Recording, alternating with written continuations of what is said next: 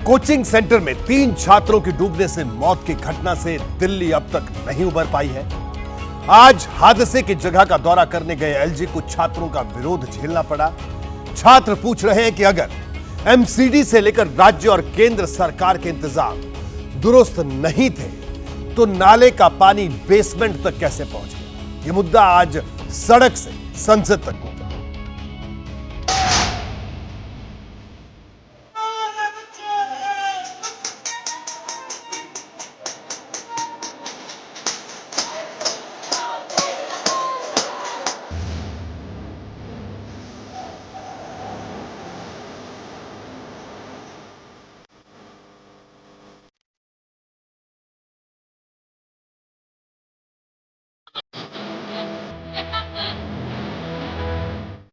आंखों में आईएएस बनने का ख्वाब लेकर जो कोचिंग सेंटर में पढ़ाई करने गए थे, उन छात्रों को लापरवाह सरकार और अफसरों का सिस्टम मिल गया। इतने बड़े हादसे की जिम्मेदारी लेने के बजाय अब चल रहा है टोपी ट्रांसफर का खेल। केंद्र बनाम राज्य सरकार, एमसीडी बनाम कमिश्नर।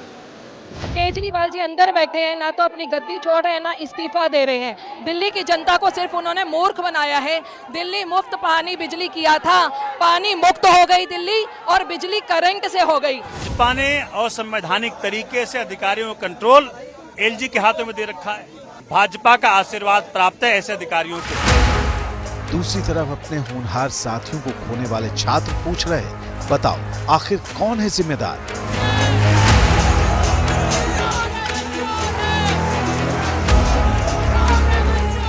आम छात्रों का गुस्सा बुरी तरह उबल रहा है सरकार पर, अफसरों पर, नगर निगम पर।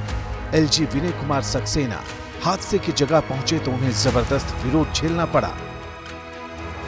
अपनी तरफ से हमें सांत्वना दी है, पर उन्होंने प्रॉपर्ली हम लोगों की डिमांड नहीं सुनी। उन्होंने बेसमेंट में इसके खिलाफ कोई सारा एक्शन नहीं लिया गया, इसलिए हम लोग। उधर पुलिस एक्शन तेज है। हादसे की जांच में जुटी दिल्ली पुलिस ने एमसीडी को नोटिस भेजा है। एमसीडी के करोल बाग जोन के दफ्तर में नोटिस भेजकर पूछा है कि हादसे से पहले एमसीडी ने क्या कार्रवाई की थी और अगर एक्शन नहीं लिया था तो क्यों नहीं लिया था। इसके लिए कौन कौन अधिकारी जिम्मेदार हैं। इस बीच ओल्ड राजेंद्र नगर के हादसे को लेकर अब तक एक जूनियर इंजीनियर को बर्खास्त किया गया है तो एक सहायक इंजीनियर को सस्पेंड किया गया है। राव आईएएस स्टडी सर्कल की इमारत को दी गई एनओसी को भी रद्द करने की प्रक्रिया शुरू कर दी गई है। इस हादसे के बाद अचानक एमसीडी जैसे नींद से जाग गई है। अब कमिश्नर कह रहे हैं कि हमें पता चला है कि कई जगहों पर बेसमेंट में कोचिंग चलाई जा रही, इसकी जांच होगी, एक्शन लेंगे।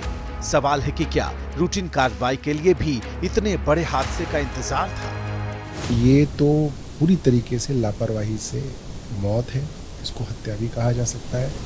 आप एक जांच कराइए, स्वायत्त जांच कराइए, वो अधिकारी उसमें शामिल हो और अगर कोई नेता शामिल हो आप उसे सख्त से सख्त सजा दीजिए। वो आम आदमी पार्टी का तो उसको आप दुगनी सजा दीजिए।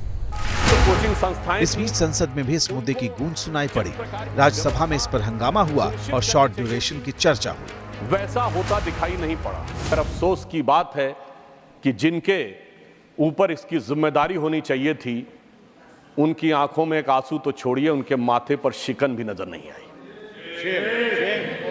बजाय ये कोचिंग क्लासेस और लाइब्रेरी 20-20, 25-25 साल से चल रहे हैं और उस समय एमसीडी में 15 वर्षों से सत्ता पक्ष भारतीय जनता पार्टी का शासन था। क्या किया आपने उस समय?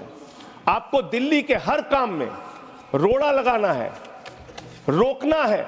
और ये राजनीति लापरवाही बनाम जिम्मेवारी की नहीं होनी चाहिए, जिम्मेवारी होनी चाहिए। लापरवाही तो हुई है, किसी ना किसी को तो उसमें उत्तर देना पड़ेगा।